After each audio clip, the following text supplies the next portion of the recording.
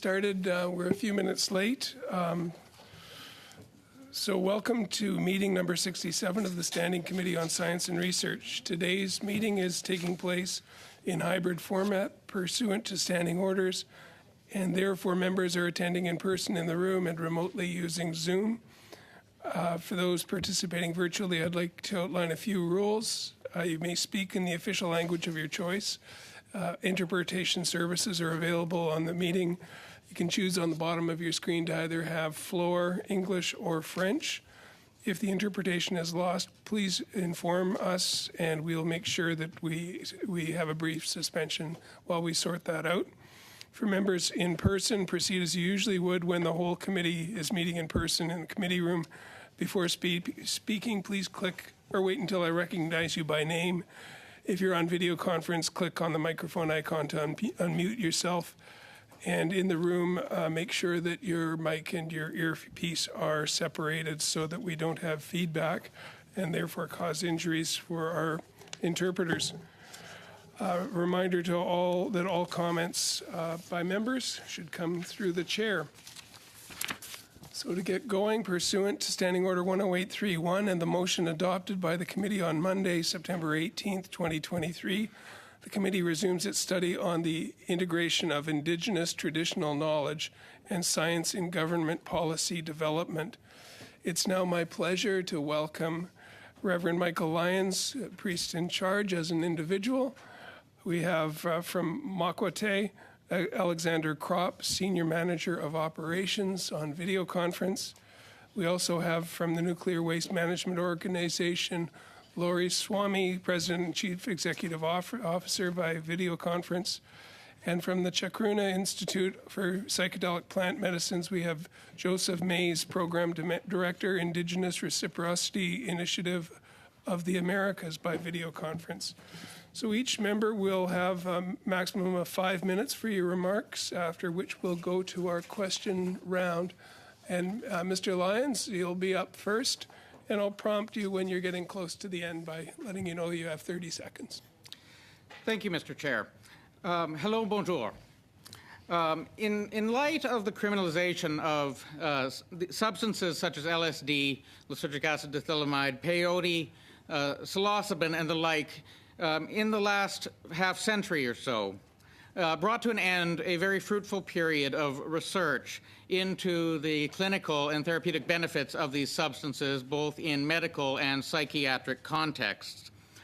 I would contend, based on my research, that in light of this, that the psychedelics and their criminalization flowed directly out of the countercultural movement experienced in the 1960s and 1970s across Canada and the United States, something that did not take into account the potential therapeutic benefits that were born out of the data that informed my research that built my thesis. And in light of this, I would suggest that these things need to be seen in context. Just like morphine in a medical context is an effective pain management tool. Likewise, the synthetic form of that same substance, heroin, has caused countless suffering and death to so many. But unlike opioids, psychedelics, as the data will show, do not have any addictive properties, but do seem to have therapeutic benefit. And therefore, I would suggest that it would be in the interest of the government to consider legislation that would loosen regulations around these substances in order to foster and enhance both research into and the implementation of clinical components into our healthcare system. In my research into LSD, the encountering of the divine suggested to Abram Hoffer, Humphrey Osmond, among others, that these substances do contain an ability for our healthcare model to bridge the gap between this realm and the next. And in this light, this holistic model that people like Hoffer and Osmond discovered and researched in the 50s and 60s, and those that have been further enhanced in psychedelic renaissance of the last 30 years or so, would suggest that there are inherent medical and clinical benefits, and the government would be well poised to invest time and legislative energy into this, as opposed to the movement towards the legalization and making ready access to substances such as marijuana for recreational use. In addition, psychedelic plants such as peyote in the Native American church context, as well as ayahuasca in the context of the South American shamans, have been used by indigenous peoples around the world in the integration of their holistic model of health and healing, something that is not accounted for within the Western medical paradigm. And therefore, I would suggest that the integration of these substances and therapies offer a wonderful opportunity for the federal government and Health Canada to begin to bridge that gap, as these substances dovetail so well with that more holistic integration and ways of knowing of our indigenous peoples. Something that has been borne out in the research.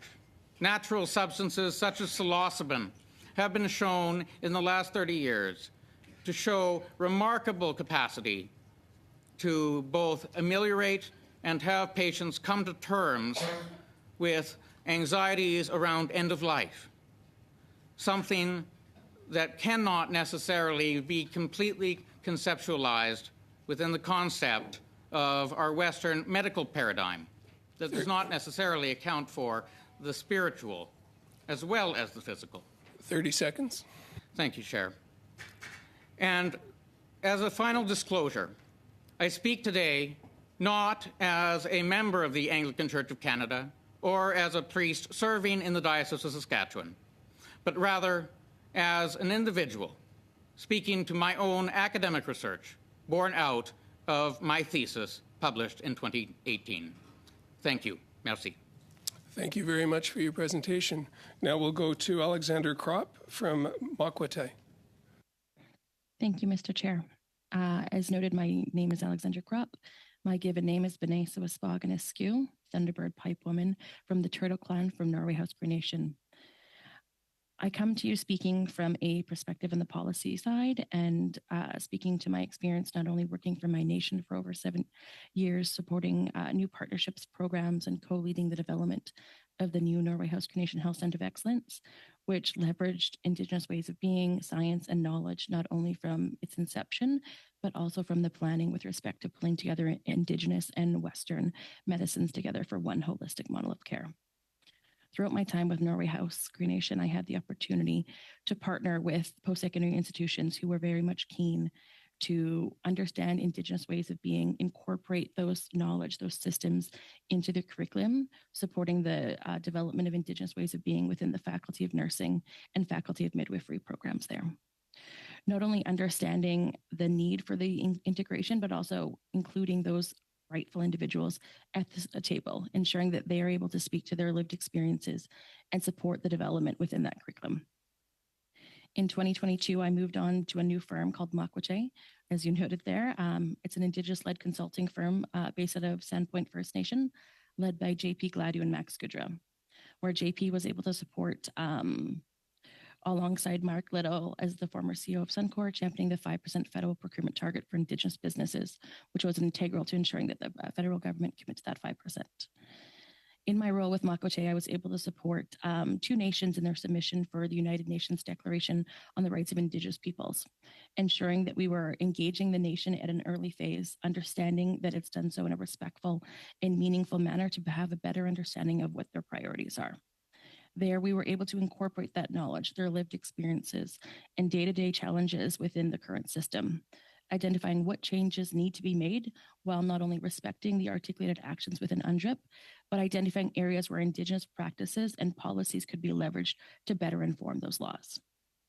During my time with My Nation, I had the opportunity of collaborating on several innovative and forward-thinking initiatives that leverage our Indigenous ways, our science, our knowledge in a way that catalyzed transformational changes within their healthcare system. That unique work there was really stemmed from the importance in highlighting the necessity to include Indigenous knowledge and traditions throughout each phase of that project, not only supporting the conception, the planning, but through the construction phase and ongoing to the long-term sustainability of that facility.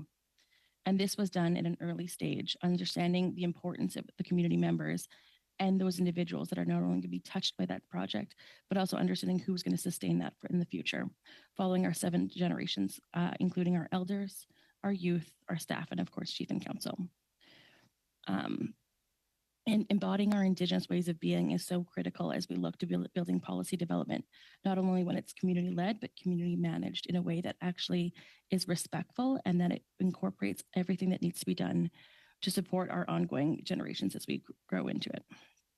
I also had the opportunity, while I may not have had the opportunity to grow up in My Nation and may not be versed in the intricacies of our trap lines or historical sites critical in any infrastructure planning, my experiences have taught me the most paramount lesson of all is including our community members and the Indigenous leaders from the beginning, facilitating an essential exchange of information, enhancing our understanding of the traditional territory, and intertwining our Indigenous knowledge and science within that space. This is such a learning journey. It respects and acknowledges the indispensable Indigenous knowledge of our systems and not only respects the valuable information, but also legitimizes our sources of information, requiring a deep understanding of our historical and cultural ties with Indigenous peoples that we have with our land, resources, and our ecosystems. Indigenous peoples embody a profound foresight in their decision-making, not merely planning for the immediate future, but considering the impacts of the next 7 generations, recognizing that today's choices will significantly shape the world for future leaders and the guardians. In the pursuit of establishing inclusive policymaking, it is crucial to ensure the active involvement of our Indigenous communities from various regions within Canada. It is essential to understand that Indigenous peoples are diverse, our knowledge systems differ significantly from one area to another, and while the process may not be flawless at its inception, nor will it satisfy all, it is imperative that we, by taking deliberate steps to properly engage our Indigenous peoples, we can ensure that resilient policies are built in partnership with Indigenous peoples to better serve everyone within Canada. Thank you, Mr. Chair. Great, thank you for your remarks, right on time. Now we'd like to go to Lori Swamy from the Nuclear Waste Management Organization for 5 minutes, please. Good afternoon, Mr. Chair, Vice Chairs, and members of the committee.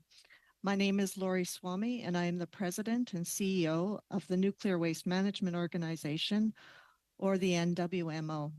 It's an honor to appear before you today to discuss how the NWMO works to engage with Indigenous communities and how we align with Indigenous knowledge in the work we do. I would like to begin by acknowledging we are meeting today on the traditional and unceded territory of the Algonquin and Anishinaabeg people. The NWMO's mandate is to implement Canada's plan for the long-term management of used nuclear fuel in a manner that protects both people and the environment. There is a national and international scientific consensus that used nuclear fuel should be managed in a deep geological repository in a location with a willing and informed host communities. Our future site will safely store nuclear fuel for the long term, so it's important that the NWMO's siting decision is made based on the best available knowledge, including both Western science and Indigenous knowledge. Incorporating Indigenous knowledge into our work is a humbling learning journey that requires non-Indigenous decision makers like me to ensure that we are working with Indigenous peoples in a way that honors and lifts this work up. While we are still on a learning journey, there are a few lessons I wanted to share based off of our 20 plus years of work. First, before we can create policies that incorporate Indigenous knowledge, we must understand what Indigenous knowledge is. This requires trust and good relationships. The starting place for NWMO's learning has been building relationships with the Indigenous communities and knowledge holders who have been our incredible teachers in this process. We have a Council of Elders and Youth who have acted as a crucial resource to help us approach our learning journey in the right way.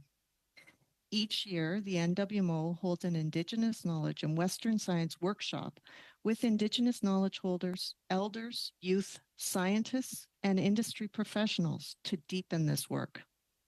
These relationships have been the foundation on which we've built policy to incorporate and respect Indigenous knowledge in our work. Second, the Indigenous knowledge and Western science offer us are complementary, yet we must embrace each as a fundamentally different way of knowing, seeing, and moving through the world. While Western knowledge gives us a framework for generating knowledge through experimentation, the knowledge it creates can sometimes not be as fulsome, is often inaccessible for Indigenous peoples, and often places us alone as humans at the center of its findings. Western science and ways of knowing are one way of knowing, but they are not the only way of knowing. Indigenous knowledge offers a potentially diverse perspective in which humans are a part of a greater relationship with the environment, and where those relationships give us insights into the workings of the world and the ethics of our decisions. Both ways of knowing provide us with valuable, complementary insights from different perspectives. When we consider decisions that have long-term impacts on the environment or communities, we need both of these perspectives. Third, respecting Indigenous knowledge requires us to understand systemic barriers that make policy and relationships difficult. Respecting Indigenous knowledge requires that we always remain aware that Western concepts of ownership and intellectual property don't align with Indigenous knowledge, which is meant to be shared in community and across generations. If we listen to Indigenous knowledge holders and communities, we can overcome barriers by generating policies based on fairness and respect, which ensures that our relationships will last. In closing, Indigenous knowledge cannot be an afterthought when working on major projects like ours. However, policy and decision makers need to be aware of the importance that relationships and trust play in learning about and engaging with Indigenous knowledge and in generating policy and respectfully incorporating Indigenous knowledge into decision making. I look forward to answering any specific questions on how the NWMO aligns with this important knowledge in our work. Thank you. Merci. Miigwech. Wonderful. Thank you very much for your comments. And now we'll go for the next 5 minutes to Joseph Mays from the Chacruna Institute of Psychedelic Plant Medicines. Mr. Mays, the floor is yours. Thank you, Mr. Chair. I work at the intersection of traditional knowledge systems and biomedical science. The Chacruna Institute, a nonprofit bridging the worlds of clinical research and traditional plant medicines, being founded by both an anthropologist and a clinical psychologist. So I work closely with over 30 Indigenous groups in 7 countries, supporting Indigenous knowledge by nurturing ecological well-being. My partners are fighting for their land, water, food, medicine, and cultural sovereignty, because without these basic material necessities, we can't have traditional knowledge systems. As a practicing scientist, I'm familiar with the tension between science and traditional knowledge. It's not only about integrating these systems, but also understanding that Indigenous science deserves to be taken seriously. And what often sets Indigenous knowledge apart is an emphasis on relationality and reciprocity, that our existence relies on the gifts of other beings. Science, as conventionally practiced, is an important tool for sustainability, and its explanatory power comes from an emphasis on reductionism and the strict separation of the scientist as observer from the observed, in this case, nature or the environment. But we also know that the observer only exists in and by and through relationship with communities who produce our food and infrastructure, who steward medicinal and ecological knowledge, the land and the water and the sources of all that we depend on. And that relationship comes with certain obligations and responsibilities to be honored. Science reaps the benefits of ethnopharmacological discoveries generated by Indigenous people, and ecologists recognize the global correlation between traditional societies and biodiversity, where Indigenous territories have more biodiversity than protected areas. And we also know that encounters between Europeans and Indigenous political philosophers contributed to the Enlightenment and the movement towards democracy spurred by thinkers like Rousseau and Voltaire. My fellow panelists already established the direct continuity between this promising new field of psychedelic-assisted therapy and then indigenous traditional knowledge. And he mentioned Abram Hoffer and Humphrey Osmond, who only coined the term psychedelic after their experience sitting in a Native American teepee ceremony. So whether working with plant-based compounds or synthetics, there's no escaping this relationship.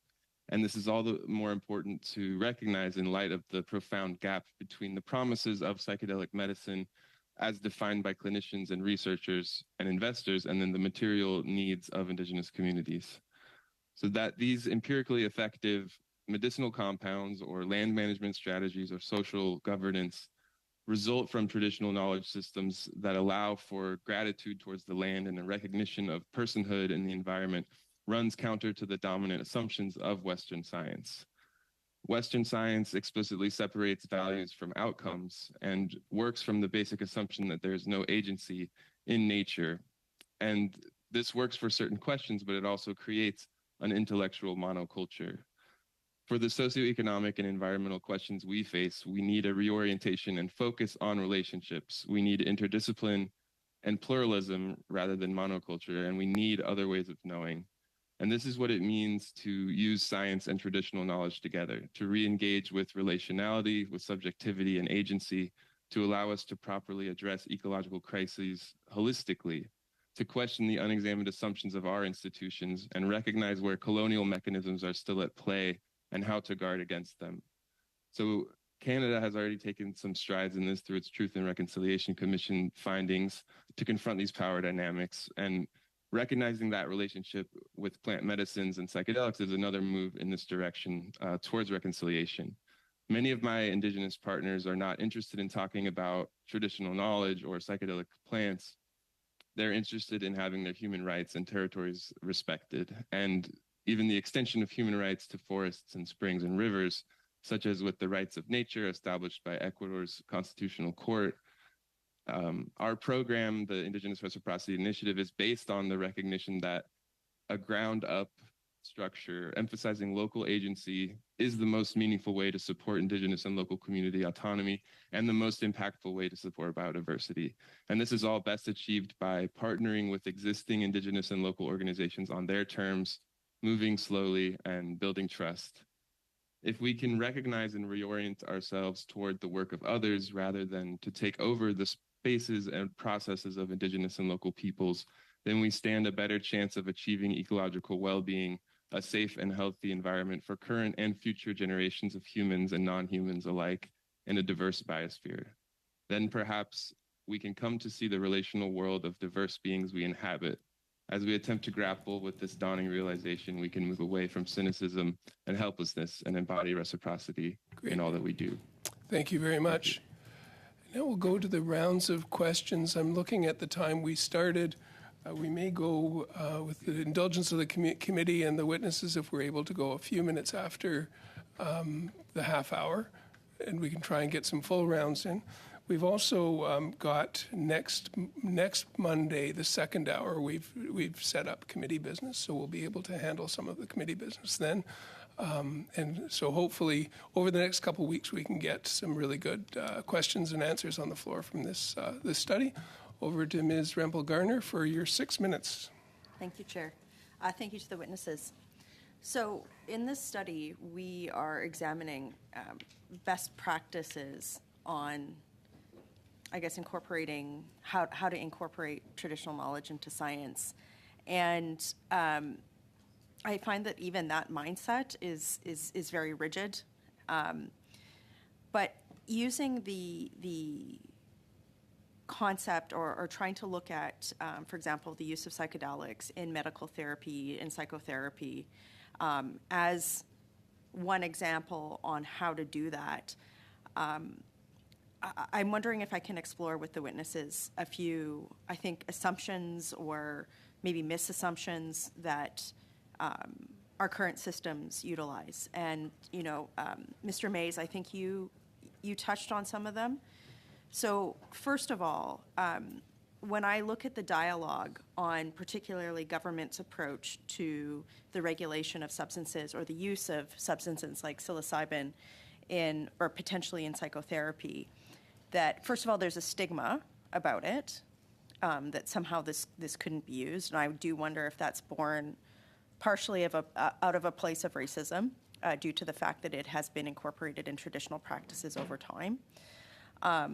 Conversely, I also wonder if as Western practices are seeking to incorporate the use of those substances in traditional practices, if there's also, like, how do we avoid cultural appropriation during that process as well, too? Because I think as Westerners, we're often inclined to just think like, okay, well, if we stick this thing into a pill and give it to somebody, it's going to work the same way as a full traditional ceremony. Taking what you said up to like 100,000-foot view and using psychedelics as an example of how to incorporate or how not to incorporate or respect traditional knowledge in, let's say, Western medicine, how can we avoid some of these things? What are the best practices? Can you point us to some of the work that you've undertaken that the committee should perhaps look at for additional sources?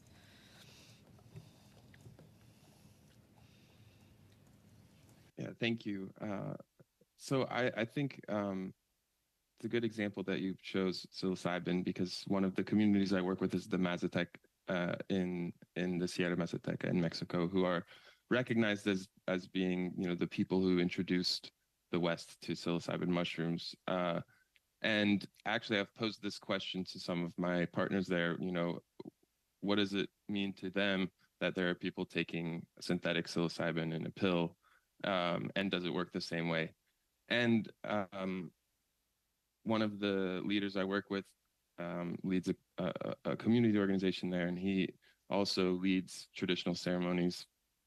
And he doesn't say that it's not going to work or that it's bad or wrong to do it that way, but just sort of comments on what is it like for a Mazatec mushroom harvester. They go out on the mountainside and they pick wild psilocybin mushrooms.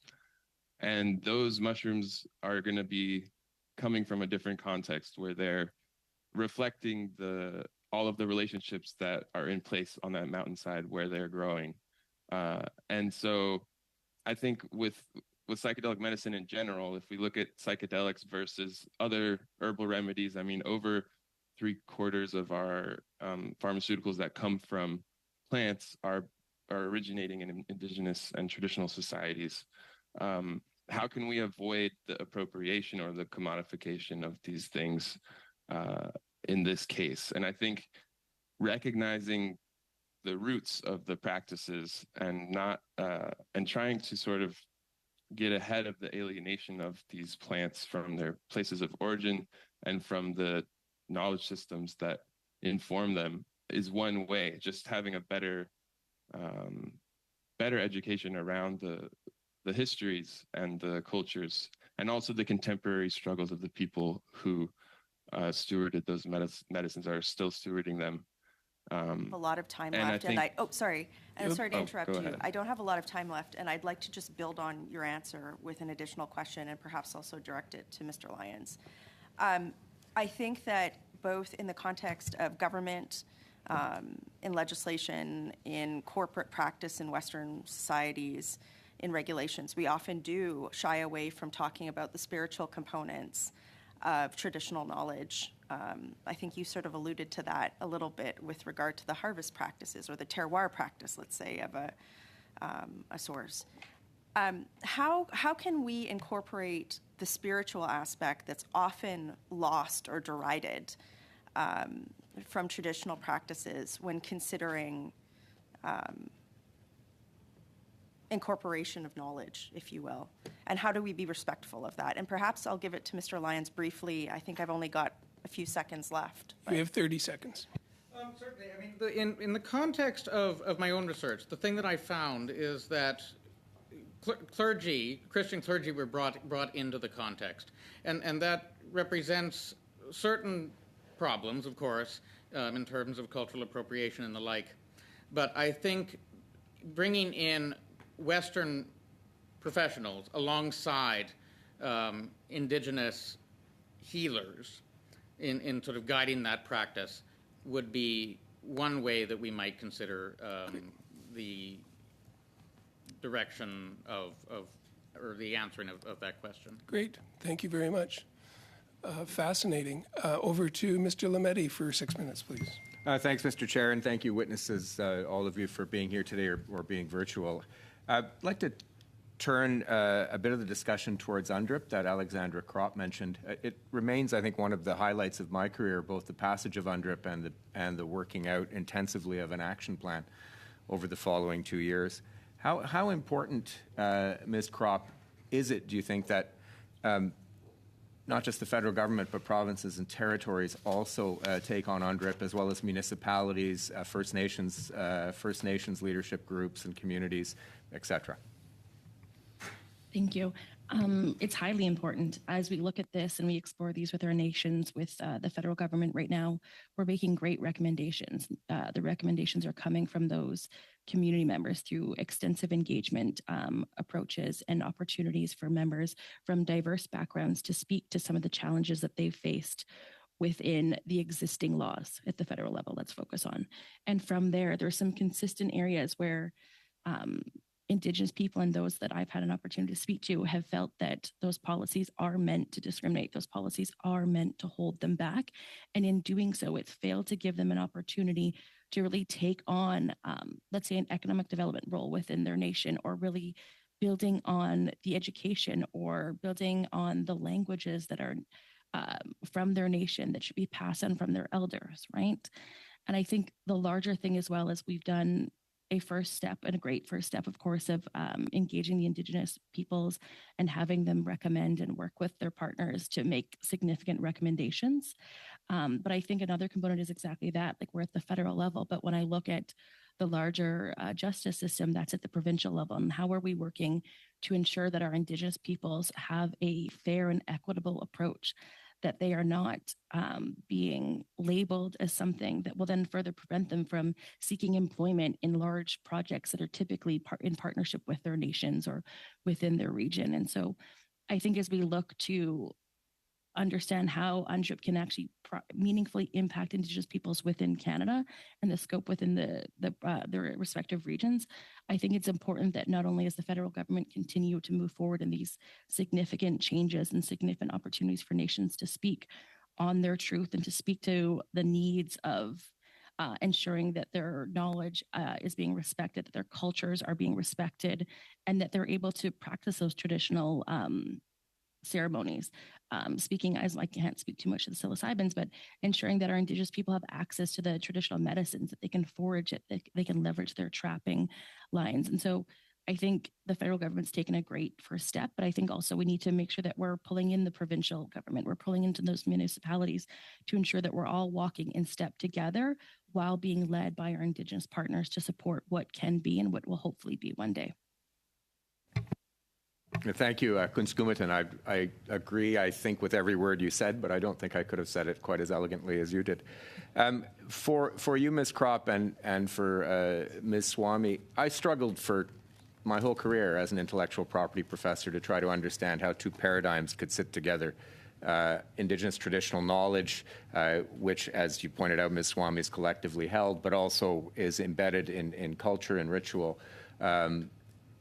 With an individualized system that is at the heart of, say, patent in the Western intellectual property system. You have traditional knowledge, which in theory can't be patent, and yet you can pull a string out of it and then patent that, and that seems to be not only unfair in result but disrespectful of Indigenous traditional knowledge. How do we square that? Can we square that? The two systems could exist quite well in isolation, but they don't exist in isolation. So how do we bridge that? Any thoughts are welcome. I'll jump in and, of course, hand it over to Ms. Swamy. I think there is a way that we can move forward together. I think the first step is, as one of my other witnesses identified, it's building that trust and that relationship with those partners. For longstanding Indigenous peoples have continued to give, and we don't see the reciprocity in that exchange. And I think as long as we ensure that any let's just say if we're looking at Indigenous medicines, if we're finding ways to leverage those medicines within the pharmaceutical space, how are we going about a way in a manner that, to that point, respects the spirituality, the culture that's associated with those rituals, but also ensuring that the Indigenous peoples can trust that once they share this knowledge, that it's not only going to be able to influence and support not only Indigenous people, but other Canadians within the country, but also ensuring that we're giving back to the nation, that we're supporting that we're investing in our capacity building education systems so that we can then ensure that those people have safe access to forage the medicines to continue that practice. And then, of course, participate with the larger Western pharmaceutical space. Ms. Swami, I'll hand it to you if you'd like. Thank you very much. You said that quite well, and I think that at the NWMO we've had an Indigenous knowledge policy since 2016, one of the first to implement something of that nature in North America. And why I'm really proud of that, it embeds in our work that we will respect Indigenous knowledge and the owners of that knowledge. It really is Indigenous people's thoughts. It's their work. It's their contribution, and we need to be very respectful. If they gift it to us to allow us to use it in our work, we accept that gift, but we also respect that it is still theirs to protect, and we need to protect it with them. And so I think you can do both. I think that when we're working in the communities we're working with, we're building a relationship with the people there. We want to build a trusting relationship, and we look forward to that. Okay, great. And with Thank that you. I'm sorry we're at overtime, but thank you for those thoughts.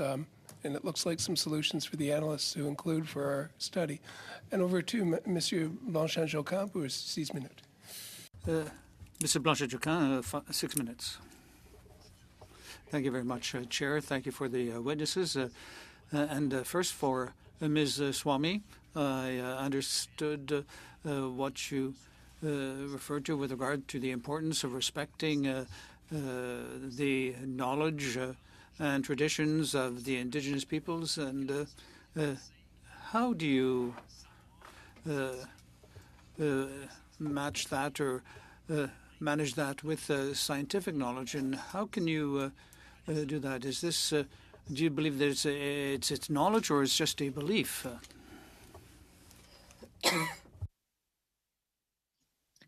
Thank you for that question. I think that it is Indigenous knowledge system and a way of bringing knowledge to a situation.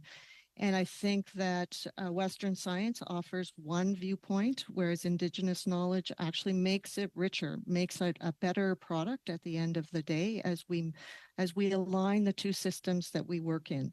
And from my personal experience, I've found that it has really enhanced our thinking around the work that we have in front of us. And in fact, when I think of water, which is a very important system for Indigenous people, very important for the NWMO to protect it.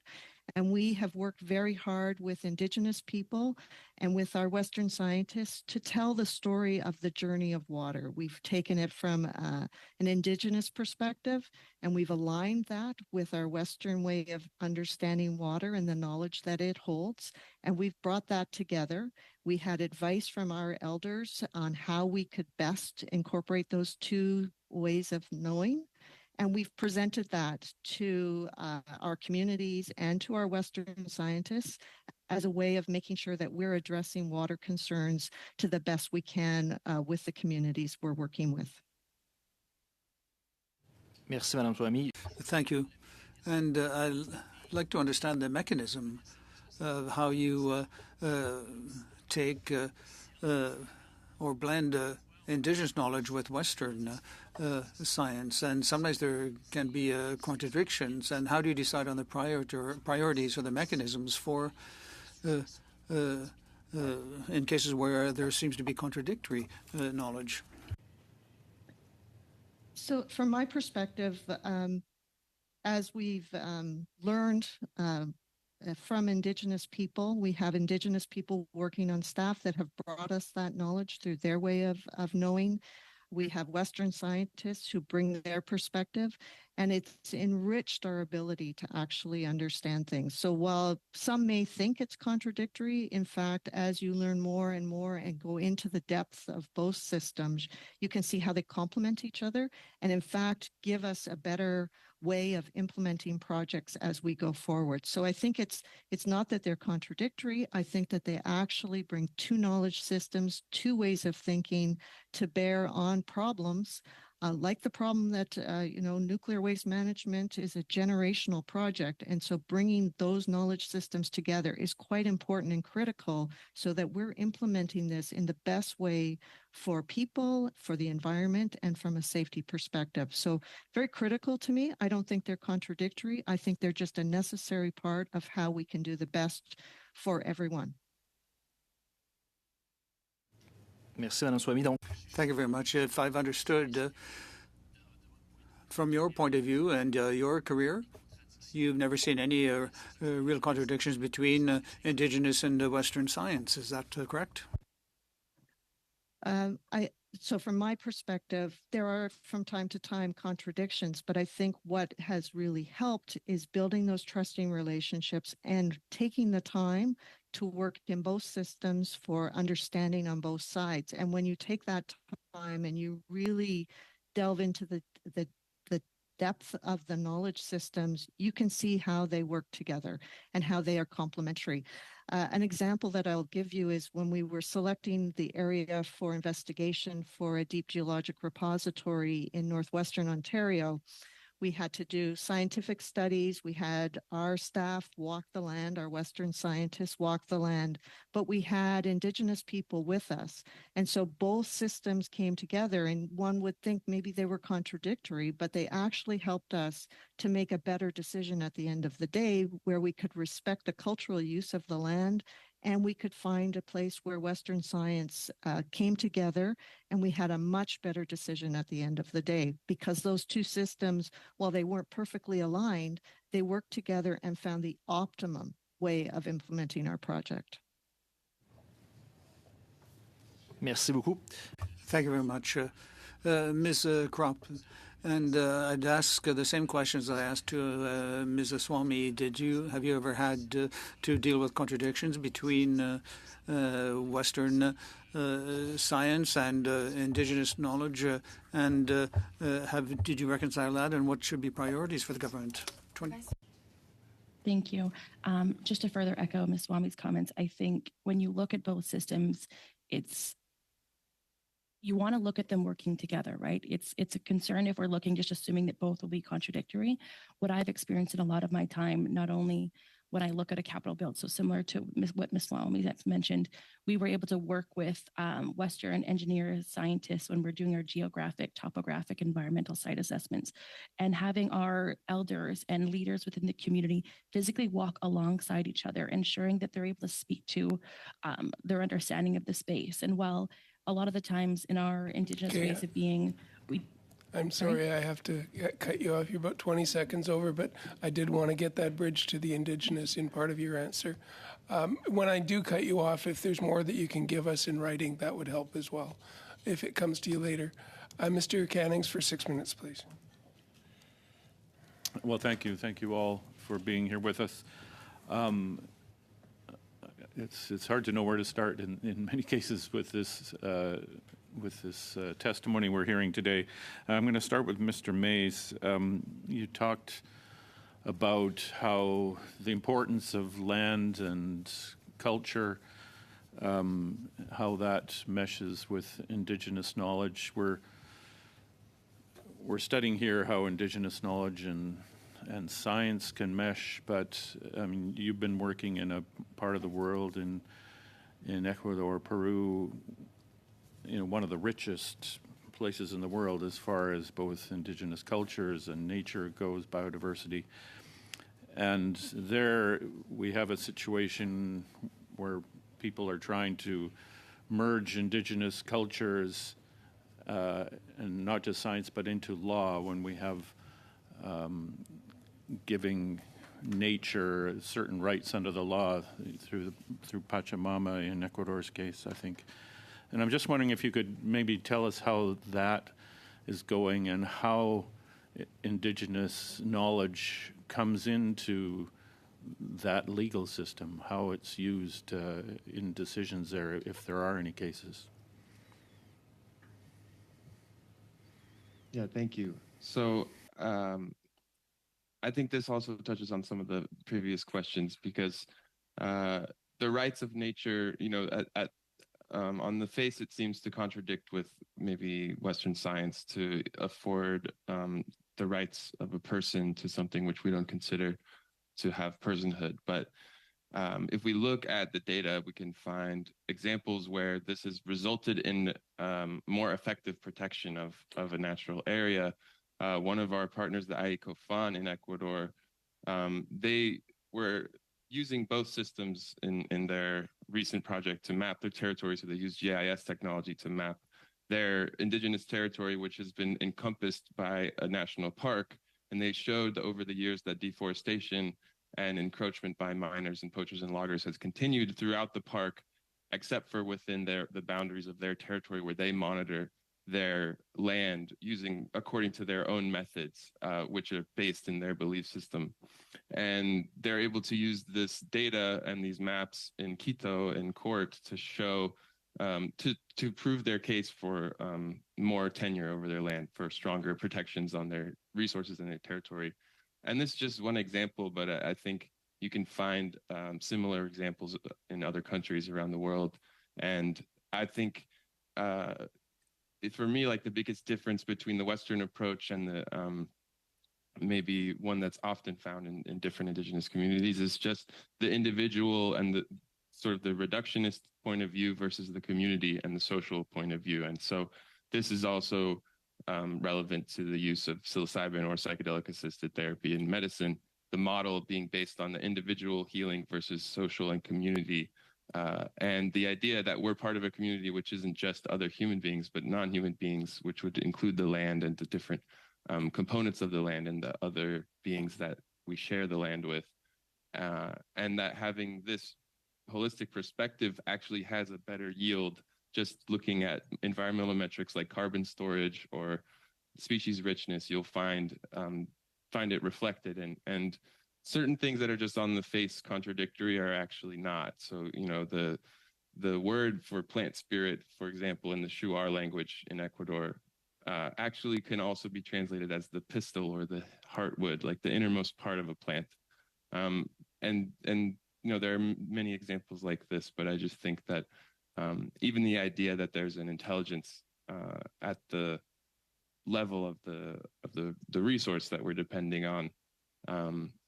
In therapy, there's a new phenomenon called the inner healing intelligence, which is empirical, and it's being used in MDMA and psilocybin-assisted therapies. On the surface, it seems contradictory with Western science, but as we learn more and more, we find that they're actually less contradictory than they seem. And I think that also goes for environmental management and land management. And there are many other examples. But... 1 minute left. I'd just like to turn this over to Ms. Kropp and maybe comment kind of on that, but also on this point that, connections to the land and language and culture are kind of at the base of all that, holding that knowledge and how we can use that in our decisions. Thank you for the question.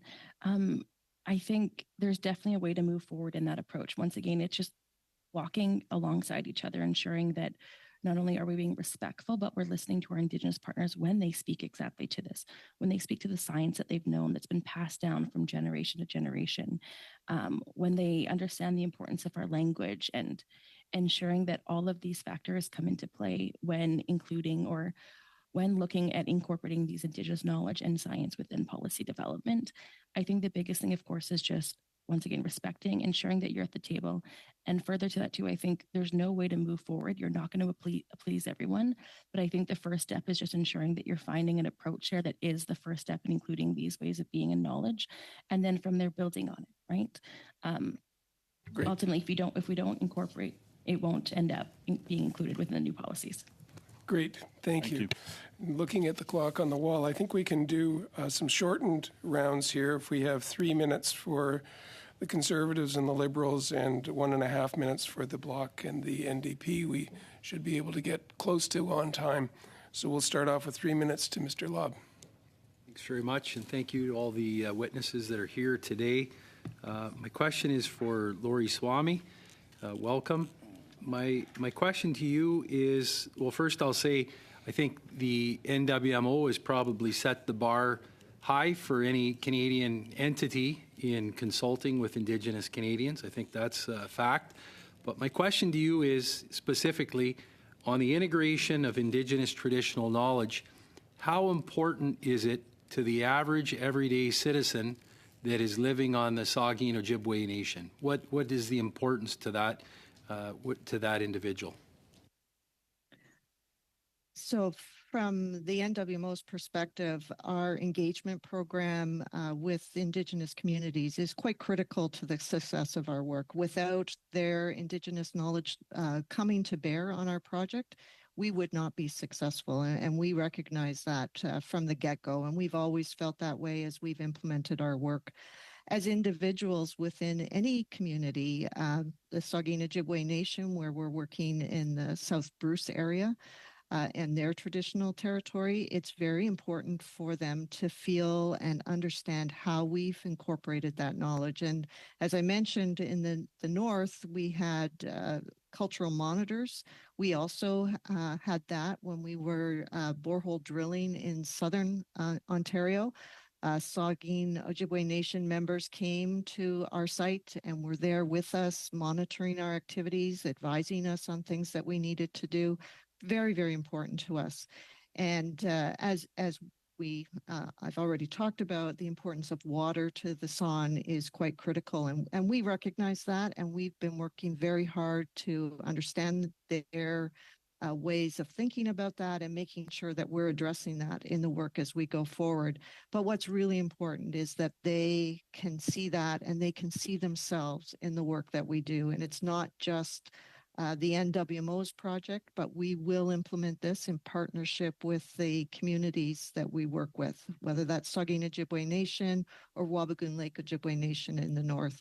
Either one, we want to be in partnership. We want to have that input from the First Nation because we think that we're better having received that information. A year and a half ago, there was a water walk that was done on the proposed site. And I just wondered if you could briefly say the impact that it had on the San community. So the water walk was a very important part of the work that we have to recognize concerns from community members, making sure that their voice is heard and that they can feel that the concerns they have are considered in the work that we do. And so the water walk is one way of that way of communicating with us and communicating with all of the community members in the area. Great. So the municipality of South Bruce as well. Thank you. And I visited the Saugeen Ojibwe Nation as well as the Chippewas of the Nawash and did see that great work that was going on with Indigenous partnership. If we could go to Ms. Bradford for 3 minutes, please. Thank you, Mr. Chair, and thank you to all of our witnesses today for your fascinating testimony. So, Ms. Swamy, I also have had the privilege of touring the Bruce Nuclear Plant.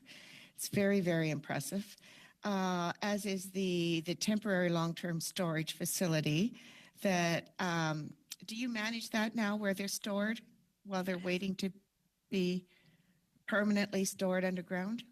I'm not responsible for that. Ontario Power Generation manages the interim storage program, but we work together to make sure we understand what they're doing and they understand what we're doing.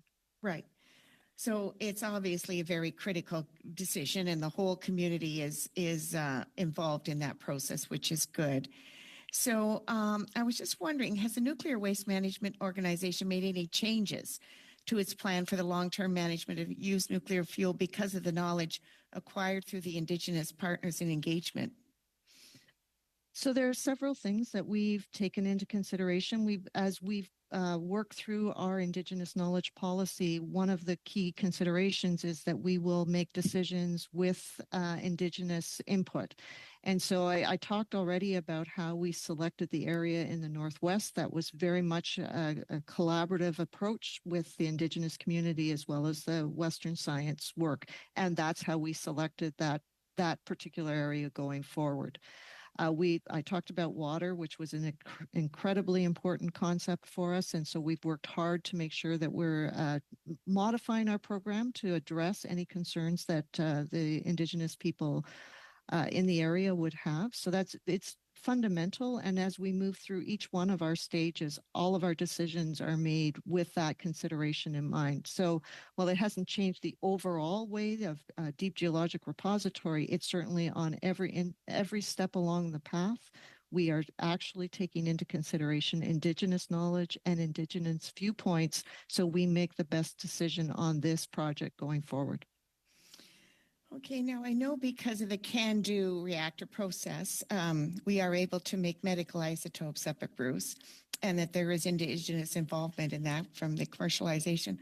Will there be any economic opportunities for First Nation communities to participate in the long-term storage process, since it is going to be on land that they're involved with as well?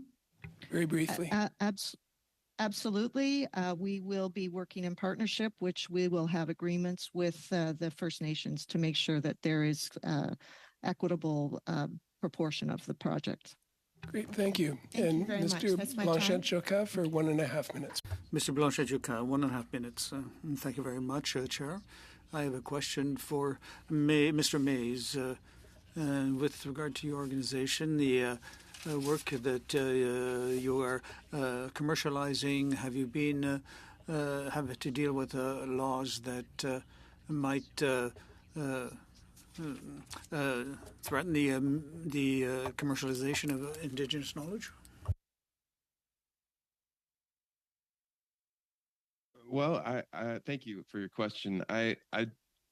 My organization isn't involved in sort of facilitating commercialization, but rather facilitating conversations between the different stakeholders involved. And so we actually tried to highlight with our publications, which are all free and accessible online, the work of Indigenous scholars and activists and researchers and people from the Global South. And I think in this conversation, you know, what's most interesting to me is the different ways that we can find to protect Indigenous knowledge and the plant medicines from being exploited or commodified or commercialized in a way which would result in, you know, a lack of compensation, of fair compensation to the communities involved. And those are things like, you know, anti-patent strategies or liberatory licenses, IP abolition, or looking at, in the context of the United States, the different protections there are for religious use, which can sometimes trump, you know, commercial or clinical or medical contexts, and also allow for a greater protection for a more diverse range of different cultures and communities that might be using these compounds. Thank you. We got a lot in 1.5 minutes. Now for you, Mr. Cannings. Okay, thank you. I'm going to turn to Ms. Kropp and just ask something maybe along those same lines, and that's just about, in my previous life, I worked with Indigenous communities on ecological, environmental planning issues, and there were some things that were kind of considered proprietary in Indigenous knowledge. I'm just wondering how that is dealt with in projects that you've been involved with. Thank you. I think the most important thing is to, of course, understand that sometimes some of our knowledge has been taken, it's been exploited in certain ways. And so there are times where Indigenous peoples are more protective of our science, of our ways of being. As we move forward to ensure that this is done in a meaningful manner and in a partnership, if you will, I think as we go to move forward, the biggest thing is not assuming that both will be in contradiction, but assuming that both complement each other. Indigenous people, we may not have typical Western data that supports our theories, our thesis, our understanding is how the ecosystem is working, or how our lands are, or how a project may impact our water systems.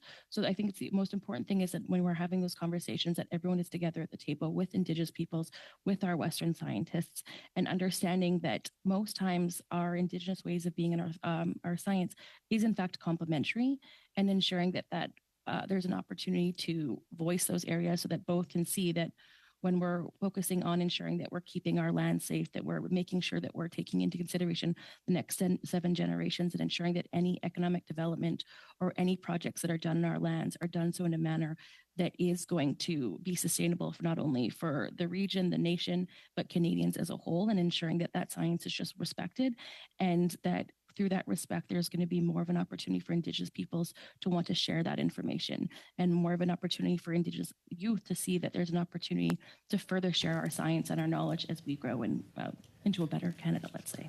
Wonderful. Terrific conversation. Thank you to the members for your questions, but thank you especially to our witnesses for being with us, for Reverend Michael Lyons, Alexandra Kropp, Laurie Swamy, and Joseph Mays, for your participation in relation to this study of integrating Indigenous traditional knowledge and science in government policy.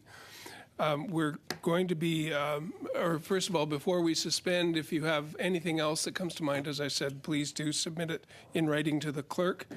And for the members that are participating on Zoom, please stay in the room. For the rest, thank you for being with us, and we'll now change panels. So we'll suspend briefly while we get our 2 online witnesses tested for audio-visual and make room for our witnesses in person. So we'll suspend just for a minute or 2. Thank you.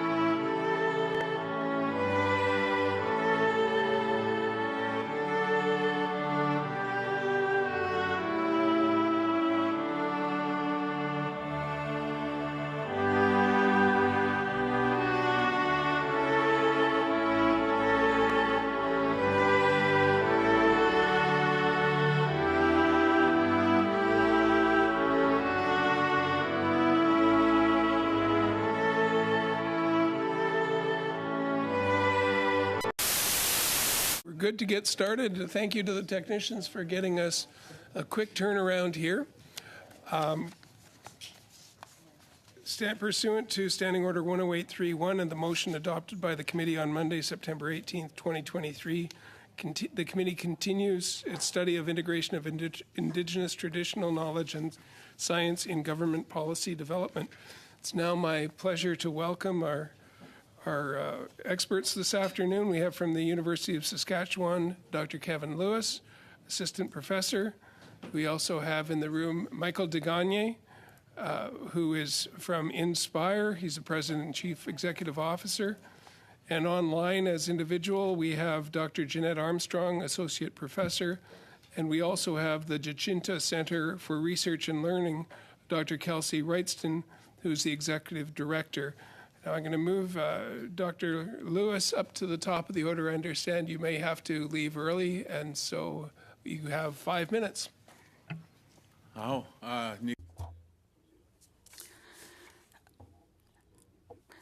Danse, greetings to my elected leaders, family, and relations. I greet all of you, and the Creator gives us another day to speak on another important topic. Integrating Indigenous knowledge, science, and in policy development couldn't come any sooner. Greetings and acknowledgement of Indigenous territories, Nihiowik, Einuak, Algonquin, Odawa territory.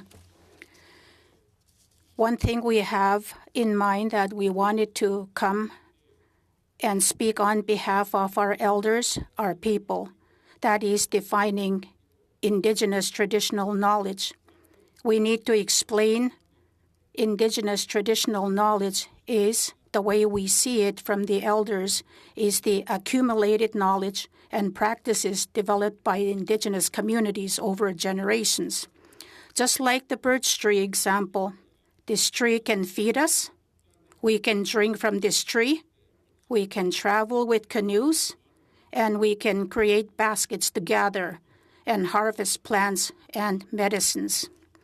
And it is also the strong emphasis on ITK's holistic and interconnected nature, biology, which is considered as Wakutuwin, and Earthwalk, Aski Bimotiwin.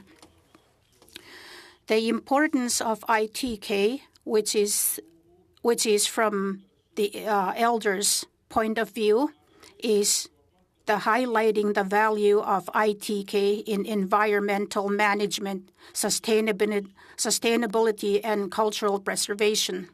And the other thing we have to mention how ITK contributes to resilience and adaptability in the face of climate change. We know we have seen climate change already. There was a flood story and there was an ice age stories. We think about these times. We remember these through our storytelling, ceremonies, and ways of remembering. And recognizing the gap here, there's a lot that the Western knowledge do not understand ITK. It is nice that we are also acknowledging the historical exclusion of ITK in government policies and decisions. And it is also the need that we have to explain the integration of ITK with Western science. And we have the benefits of integration. And here we have to discuss how integration enhances policy effectiveness and relevance. And we also have to emphasize the potential for innovative and holistic solutions. This is what we call political science. And the other thing that we wanted to showcase is the studies or examples where ITK and science have been effectively integrated into government policies. We've been operating for over 21 years at Kanyasik culture camps. And we had gathered 4 times in the past 4 years talking about water and women, biology, which is wakuhtuin, water and medicine, and that's chemistry, water and knowledge keepers, that's ethics and laws, and water and research, nitawahtuin. And the other thing that we have had research was we landed the SR grant, Social Sciences and Humanities Research Grant in integrating Indigenous science in education, language, land, and management resources.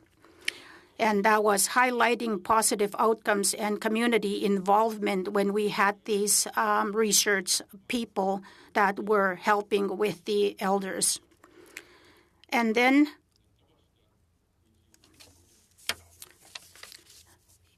then what I wanted to do was, if you have any questions, feel free. And in Plains Cree, and thank you to our translator. Now we'll go to Dr. Michael Degagne from Inspire, please, for five minutes. Thank you. Thank you very much for the opportunity to say a few words, and I hope to introduce something new to the conversation as you've been listening to a number of witnesses for over the course of the development of this process.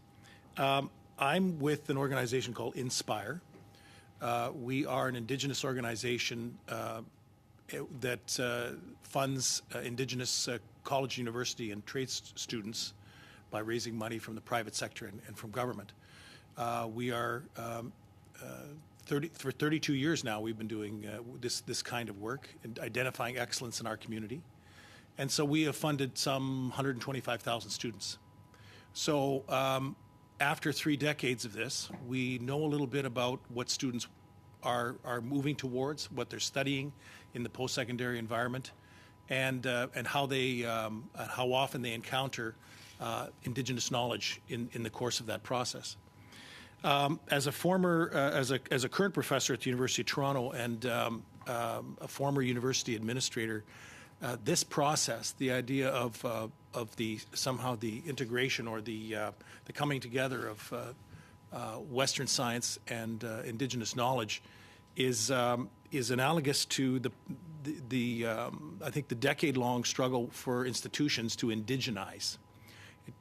Institutions, especially institutions of higher learning, have been talking about indigenization now for quite some time and how they can become more Indigenous in both practice and in terms of the people who attend the institutions.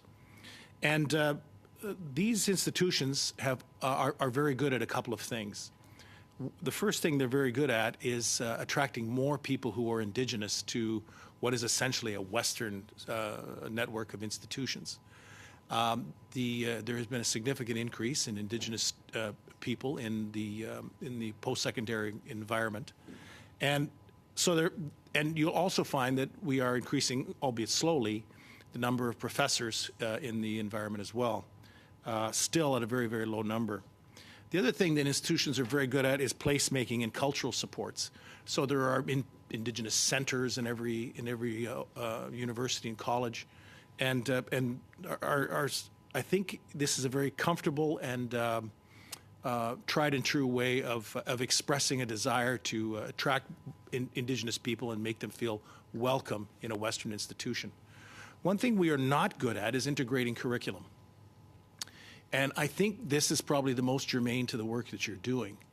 What we are attempting to do, in my view, in the university and college system, is to take essentially Western methodologies, Western science programs, Western arts programs, and sprinkle them with Indigenous stories, Indigenous points of view, rather than seeing a full coming together of what are two completely different systems. So I would emphasize 3 points in this process. The first being the importance of partnership development versus integration into what is already a Western process. And I'm sure this is the number one point that you've heard since you began to see witnesses. The idea here is not to simply take what you perceive to be or what communities have given to you as Indigenous knowledge and sort of make it fit within a Western construct. What we're saying here is there are two parallel lenses, not necessarily two different types of knowledge at the end of the day, but two different lenses through which this knowledge is seen and developed. And these two types of knowledge should form a partnership rather than try to sprinkle one amidst the other. The second is institution building. There's an old saying that when Indigenous people have troubles, we get programs, and when non-Indigenous people get troubles, they get institutions. And institutions have a way of becoming places where we can gain a better understanding of fundamental knowledge and information, and can create an advocacy programs for that knowledge. And so I would recommend that if you are to seriously look at Indigenous knowledges and where they stand within the scientific world, is to help to create institutions run by and for Indigenous people that allows those our understanding of those Indigenous knowledges to flourish. About 10 and lastly, seconds for the third language. point. I'll leave it there because my colleagues has done a better job than I have. We describe the world through our language. Language programming, especially through artificial intelligence in this day and age, is absolutely critical to the process. Thank you. Perfect. Thank you very much. And now we'll turn to Dr. Jeanette Armstrong as an individual by video conference. Thank you very much. And Waihashalhalt in my language, that's greetings. That means it's a really good day. So my main thrust in my presentation is really to talk about how the conflicts between the two knowledge systems were resolved through two projects that I was involved in. And while I realize that the topic is much broader, I can only speak about and share examples from experiences I have been fortunate to be part of. The first example that I draw from is as co-principal investigator of a research project titled Enhancing Ecosystem Sustainability, a Seal Settler Science Collaboration. The second example I draw from is as co-investigator in a current project entitled the Watershed Ecosystems Project. Both these projects are in the Okanagan Territory in British Columbia. I also am drawing from my experience in my 10-year role at UBC Okanagan as Canada Research Chair in Okanagan Syilx Knowledge and Philosophy, and I'm a fluent speaker of my language and a knowledge keeper. The two projects are University of British Columbia Okanagan Eminence research projects that brought together Syilx traditional ecological knowledge and settler science. Both were partnered with the Anauken Center, which is the Syilx Center for Higher Learning that's mandated by the 7 reserves of the Okanagan Syilx Nation. The Anauken traditional ecological team led in organizing and planning the activities based in selected areas of special environmental concern that were identified by the chiefs of the Okanagan Nation Alliance to reconcile food insecurity in the decline of cultural keystone species. I think that's really significant in that they identified the areas for study and the purpose. The Anauken team brought knowledge keepers from the 7 communities, language speakers. My role and on faculty at UBC Okanagan provided a way to cross-translate from my academic experience and as an insider to Syilx knowledge to clarify areas esoteric to each. I would advise that doing so is an essential prerequisite in easing tensions between the two systems of knowledge.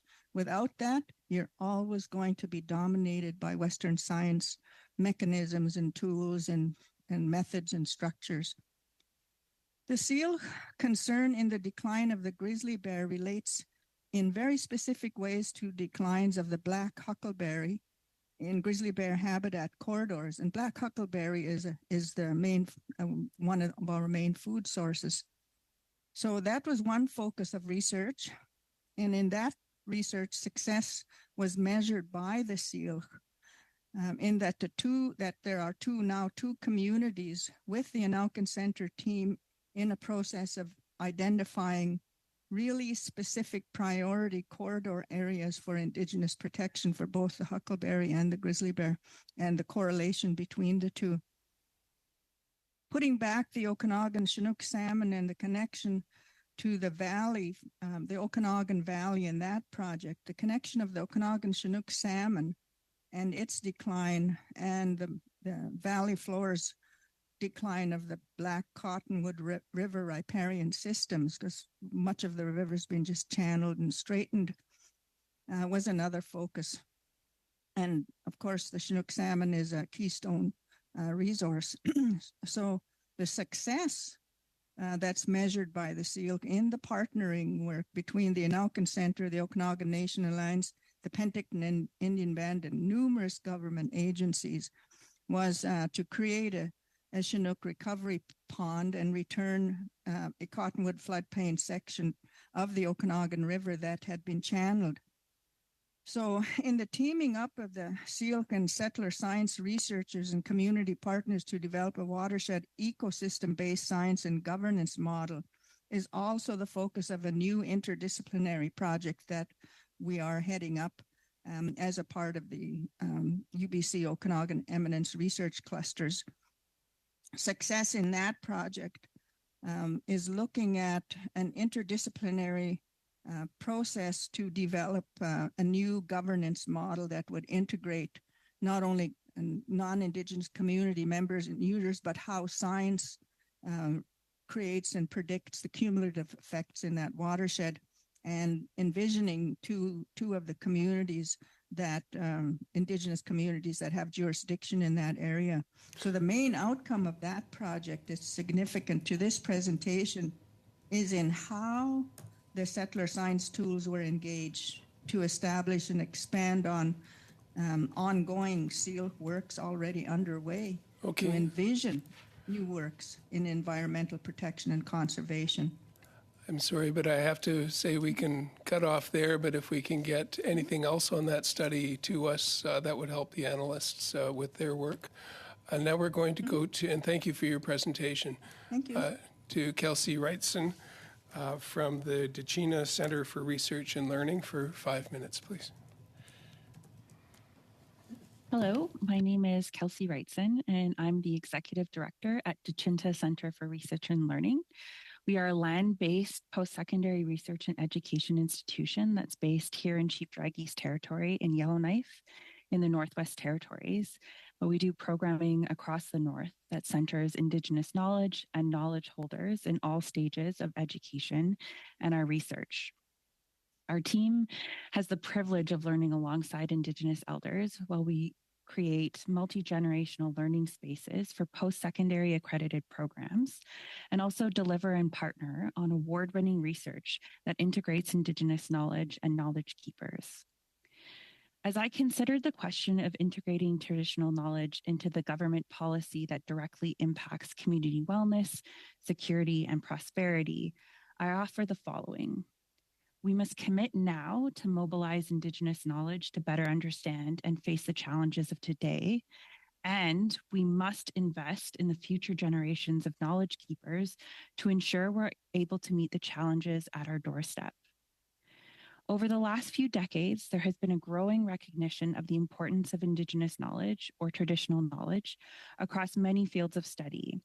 It is clear that integrating Indigenous knowledge into research practice leads to better research and better evidence-based policies.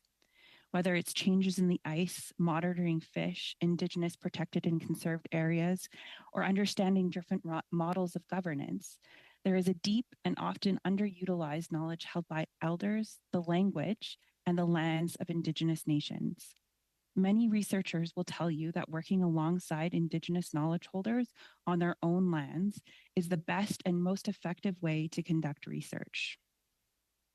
Fundamental to the integration of Indigenous knowledges into government policy is a respect for the distinctions-based approach to traditional knowledge, acknowledging the diversity of knowledge systems across regions and cultures. Government policy must make space for distinctions in policy development and implementation to be most effective.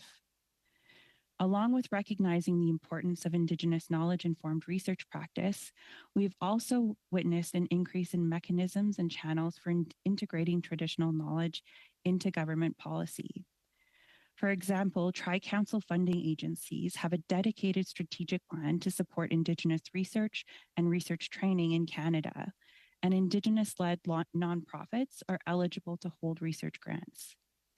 The development of co-management boards and the commitment to the co-development of policies prior to implementation have been important shifts in the mechanisms through which Indigenous knowledge and research informs policy. At Deshinta, we have the privilege of working with elders who have spent decades, a lifetime on the land.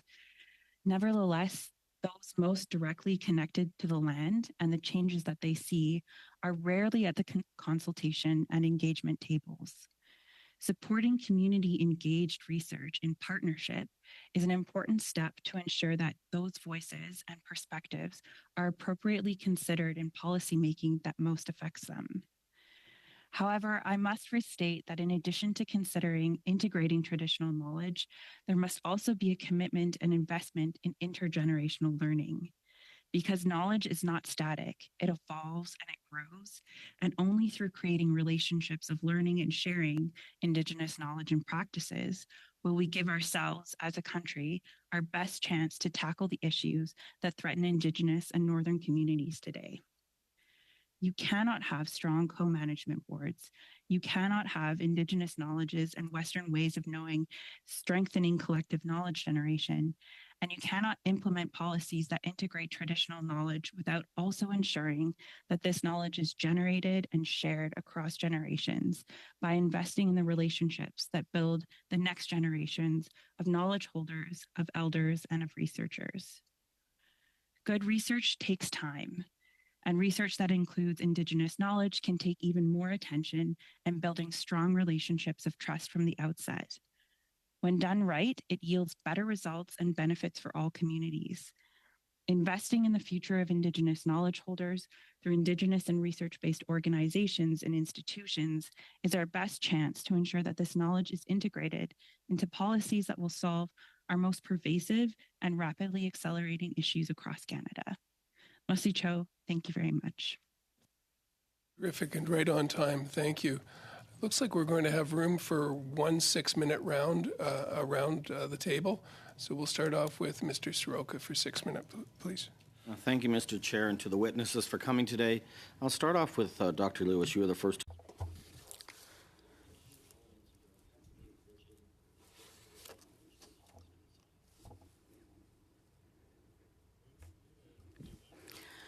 The first thing that I could say is that getting along together, building good relationships with both sides of Western and traditional knowledge. So both sides, they have a lot of knowledge, what they have a lot to offer, how we speak and how we acknowledge other people. For example, the way to seek knowledge is offering tobacco and lifting the pipe. And this way, the elders will talk about their knowledge that they had to offer to. Okay.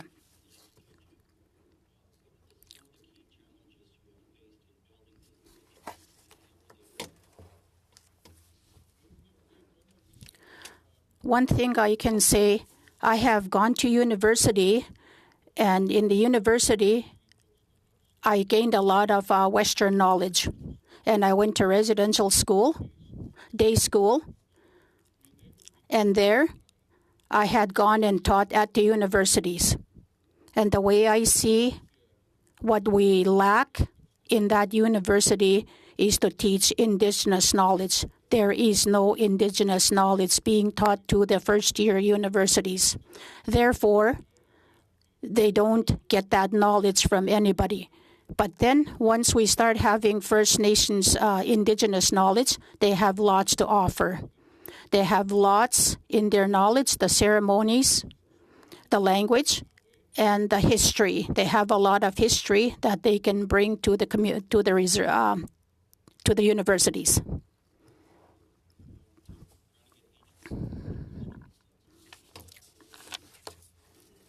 Ensure active Indigenous involvement in research beyond just consultation? Thank you very much for the question. I think there's lots of barriers that Indigenous institutions and Indigenous governments are still facing when it comes to actually getting equitable access to the resources to conduct their own research. So there's still policy barriers within the Tri-Council policy that limit the kinds of research grants and the eligible expenses that Indigenous organizations and governments can use those research grants to fund.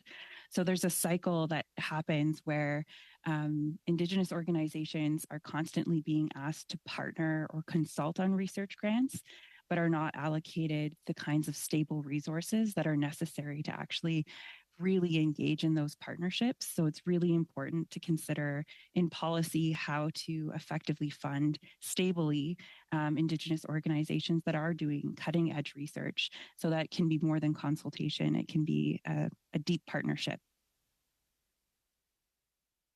Since you mentioned about the Tri-Council, what changes do you propose to the Tri-Council funding policies to make them more accessible to Indigenous people then?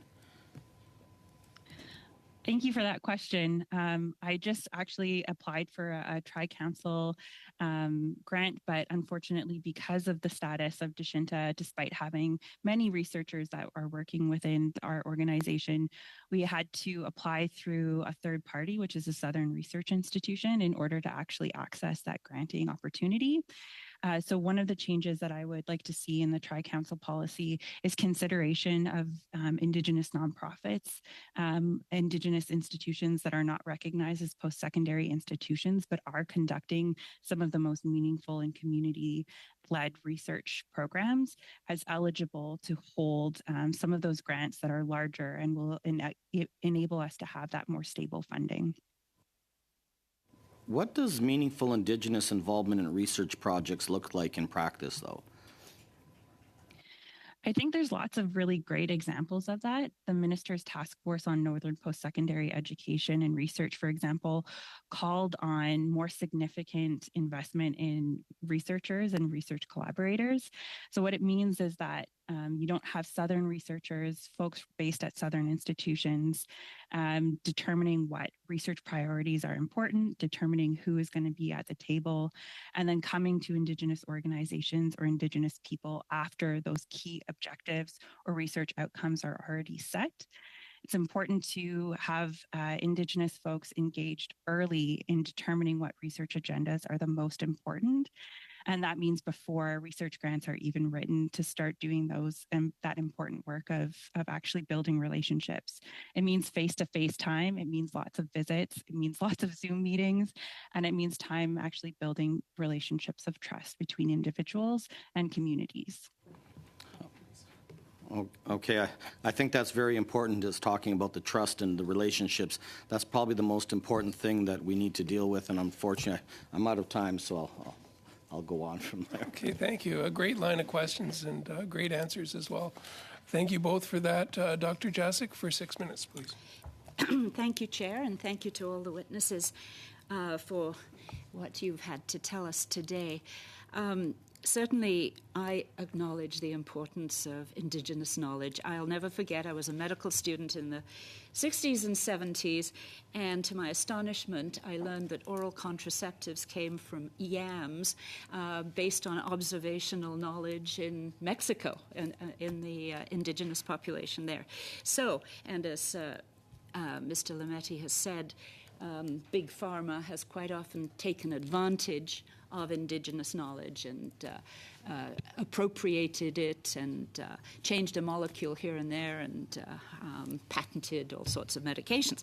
Having said all that, like Mr. Soroka, I'm really interested in how we can achieve this type of partnership that has been talked about by so many of you. So, Dr. de Gagnier, perhaps from your experience, you mentioned one thing. You're recommending institutions potentially run by Indigenous groups and so on. Is there any model Dr. Wrightson's talked a little bit about what she's doing up in the Northwest Territories, but are some provinces and territories moving in that direction? I think that the first model that comes to mind is a program in law at the University of Victoria. And instead of taking what was the normal stream of law at UVic, they created a program that was uniquely Indigenous, so Indigenous law. Now, you think, well, how different could that be? Well, most of the difference is in methodology and how these things are taught. So the organizers of the degree program would go to Indigenous communities. They themselves were Indigenous, often to their own communities, and get a teaching. And they would bring that teaching back to the school, and that teaching was a story. And then they would process that story with students to say, here is the story. What do you think this means in terms of how it's interpreted? And what do you think this means in terms of law and policy? And so a lot of this has to be done. This isn't really particularly siloed. What it is it's a unique approach, a unique methodology that honors the ways in which knowledge has been transmitted in our communities for thousands of years. And so I think the only thing I could really caution, and this has been cautioned many times, I'm sure, is to avoid this sort of starting with a Western lens, and then seeking to add in where you can Indigenous knowledge as it's understood through a Western context. Are there other areas, perhaps in health sciences in particular, where you see that kind of a model could be used, or have you seen it used? Yeah, I think it's often used in health communication. So in Indigenous communities where those cultural stories are still strong, that there's a way to communicate health remedies or through this same sort of storying method, to say, here's a story. Now, between the two of us, can we seek to dialogue a little bit about and how we understand this story and what it means for your health? And so in terms of the federal government, you would suggest that the Tri-Council should be actively looking, funding this type of knowledge seeking, and I think that speaks to what Dr. Wrightson was also saying, that she had great difficulty in terms of her application having to go through a southern institution. So perhaps there's some barriers there to accessing this type of funding? Yeah, I think there is. I think, first of all, in the accreditation process for what constitutes a university, that's certainly been Dr. Wrightson's one of the hurdles there. But yeah, I think I think that there's opportunities here. And so perhaps, Dr. Armstrong, you've alluded to some of the difficulties that you had in terms of the studies you were involved in. Is there anything that the federal government can do to enhance this concept of partnership, that really the sharing has to occur right from the start? That has to be the basis. Is there anything that we can recommend? One of the things that reason I was mentioning the Anauken Center as an institute of higher learning that's mandated by the chiefs of the Okanagan to, make sure that our knowledge and our language and our ways of knowing on the land are included in everything that they're working on, particularly the environment. And I think one of the issues that I was wanting to point out was that there does need to be recognition of the institutions of higher learning that's convened by the nations themselves, by the Indigenous peoples themselves in this work. So that may be a provincial, policy, but I think the federal government needs to really rethink what First Nation lands and jurisdictions are about. And I think that when we're talking about our language and our continued use of our land, we are talking about First Nations that have been there thousands of years and that speak that language and that are using it every year. I'm in my 70s. I've been out harvesting. My brothers have been out hunting and fishing every year of their lives. So that kind of in situ understanding and science of our land is not duplicated in universities or by any experts, even if they're Indigenous externally. So that really needs to be given policy. Yep, very good. Thank you very much, Mr. Blanchet-Joka, for 6 minutes. Mr. Blanchet-Joka, 6 minutes. Thank you very much, Chair. A question for Mr. Lewis.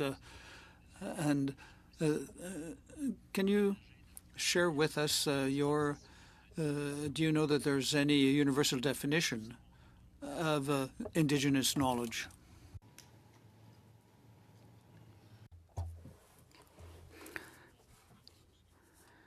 This Indigenous knowledge,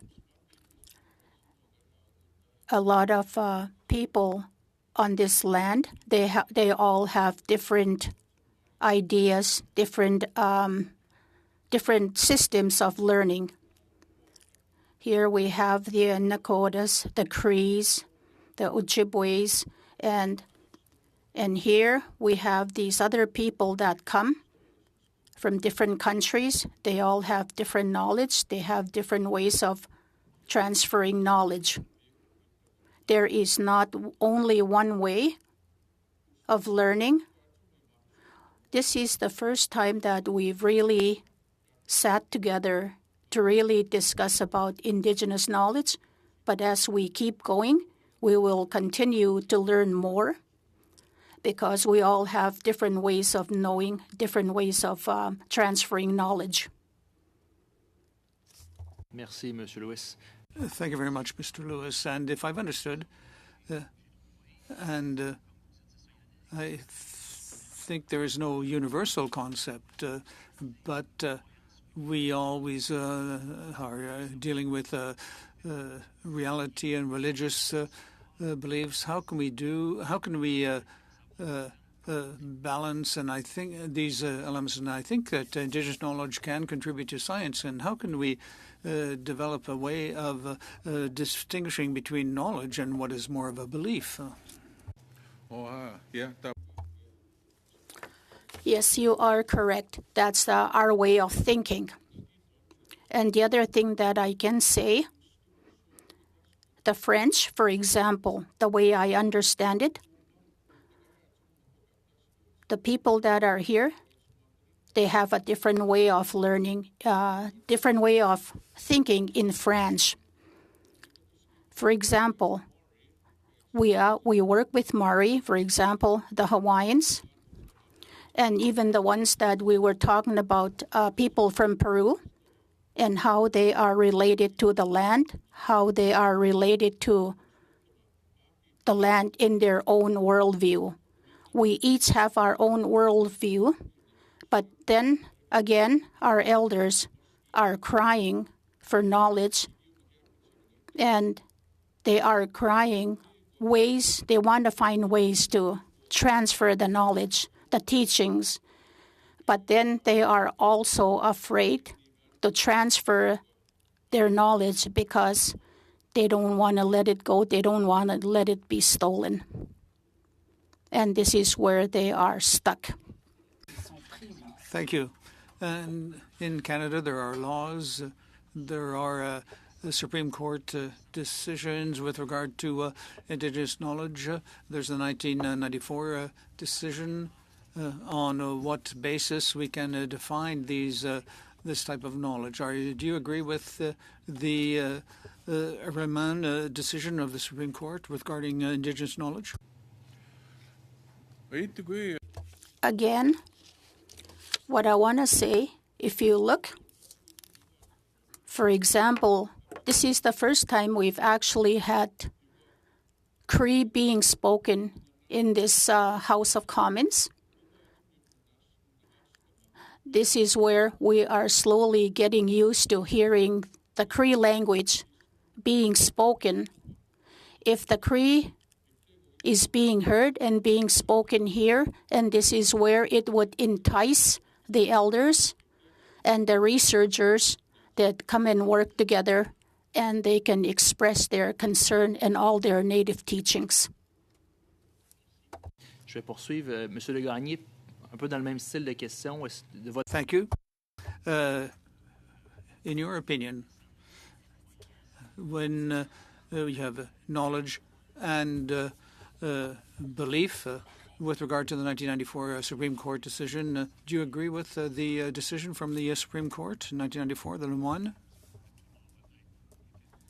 If it's in the same sort of vein, maybe I can go back to how I would interpret both of these types of knowledge. At the heart of Western science is the scientific method. The scientific method proposes a hypothesis, and it suggests a firm methodology, and then it tries very much to isolate, to the best it can, a cause and an effect. We did this, therefore this happened. And so, by definition then, the scientific method is a narrowing of our knowledge so that we understand one thing very, very well. Indigenous knowledge generally, if you could say it this way, is exactly the opposite. It proposes a look at a system and how everything is in relation to other things in this system. And so it's very much, instead of isolating individual actions and reactions, it looks at a broader relationality between elements in either, whether in the natural world or wherever. That's how I interpret these differences. These are not mutually exclusive concepts. They both can aid each other, and I think that's highly advisable as part of this process. Fascinating. I just love this conversation. Thank you so much, both of you, and all of you. To Mr. Cannings for 6 minutes, please. Well, thank you all for being here. I'm going to turn to Jeanette Armstrong because she's a friend and colleague, and I must admit, Jeanette, when I suggested to the committee that we take on this study, I was thinking of you. So I'm so glad you could join us here with the rest of the witnesses today. You mentioned a couple of projects that you're doing through your chair at UBC, UBC Okanagan. I know another place or another post you have that is at that intersection of Indigenous knowledge and settler science is COSEWIC, the Committee on the Status of Endangered Wildlife in Canada. They're meeting here in Ottawa this week here, so it's on the top of my mind. I'm just wondering if you could maybe talk about your role in COSEWIC and how you think that's going. How is Indigenous knowledge used there, and perhaps how, if you think there are ways it could be better integrated with science? My role in COSEWIC is on the Aboriginal Traditional Knowledge Subcommittee, and there are two of us that were identified by Assembly of First Nations to be put forward to the Minister for appointment. So I was appointed by the Minister of Environment and have served at least 3 terms on the committee. One of the answers, I think, to that question is what that committee is grappling with. So you have a committee of 12 people, basically, that are appointed by the 5 major organizations, Aboriginal organizations that are recognized in Canada. And they are there to assist with providing the best ATK or the best traditional knowledge to the status listing process. And the problem that we have is that every Indigenous area, landscape, terrain, water is different. And the peoples who live in those areas approach knowledge production differently. And I use the word Indigenous science to differentiate it from traditional knowledge and belief. That it's the science of Indigenous people is not only precise and factual, but has been built up about that land that they specifically have occupied and lived on for thousands of years and have passed on in their families as hunters, harvesters, berry pickers, whatever. So what the problem is that what government policy seems to want is some kind of mono kind of policy that covers so many different ways of approaching that science knowledge from Indigenous people and working with it in terms of it, for instance, being used in the SARA listing or used in recovery or used in co-management or other areas. And unless that policy is changed in terms of finding ways to specifically develop principles that understand and work with people that are deeply embedded in situ on their lands, you're always going to get something else. You're going to get something that's externalized, something that fits into Western science modalities. And so that is what I see as a real need for a group of people who are from First Nations, living in situ, that can sit down and create principles that can help in policy development, that can really elevate and change the way that that science and the tension between the two sciences are reconciled. I'd just like to turn back to the Anauken Center that you've referenced a couple of times, and I know that the Anauken Center has been doing conservation projects for many years now with Western scientists, with settler scientists, and I'm just wondering if you could comment on that process that presumably is driven by the Anauken Center and how it differs from perhaps other projects you've encountered. I think it's the reason I started with that is to really underpin the idea that knowledge institutions that are convened and developed by First Nations people that are living in situ on their lands and working on various ways to make sure that their lands are healthy and producing the resources that they have a right to, and so that means working with the chiefs, the 7 chiefs and councils of the Okanagan Nation, and in fact collaborating with the Colville Confederated Tribe, which is the other half of the Okanagan Nation in Washington State, to look at how do we fix the river? How do we put the salmon back into the river that have been gone for 52 years? And that, the Columbia River's dammed, 14 dams south of us in Washington State. How do we do that? Well, our work with the Anauken Center and the chiefs of the nation in collaboration with all these agencies have been able to do that. And that's because it's led by our nation, led by people, and the science tools are brought in to support that, not the other way around. So it's not researchers coming in saying, we want to do this. It's the chiefs saying, this is what we want to do. Here are the tools we need. And if they don't know what the tools are, they call on people like me who are embedded in the university system to be able to, translate what can and help, what could help, and how that collaboration. So that model of collaborating with someone in between who can speak the language and who is part of that land needs to be part of the policy. And that's what Anauken Center does with its tech team. Thanks. Thank you. And unfortunately, we're at the end of this session. And speaking of speaking the language, welcome to Marilyn Gladu for being part of the committee. She was the first to ask a Cree question to Robert Falconet when this was first coming through the House of Commons. So it's great to have you with us. And Dr. Lewis, it was wonderful to hear the Cree language spoken today. So thank you all for being here and for your participation in this study, Dr. Armstrong, Dr. Wrightson, Dr. DeGagne, and Dr. Lewis, for your testimonies on this very important study that we've undertaken. And thank you to Mr. Cannings for bringing this forward for us to investigate.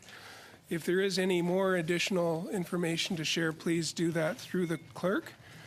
Our next meeting will be on Wednesday, November 29th, in regards to the study of integration of Indigenous traditional knowledge in science and government policy. And if it's the will of the committee, we can adjourn. I don't see any complaints. Thank you again for your participation.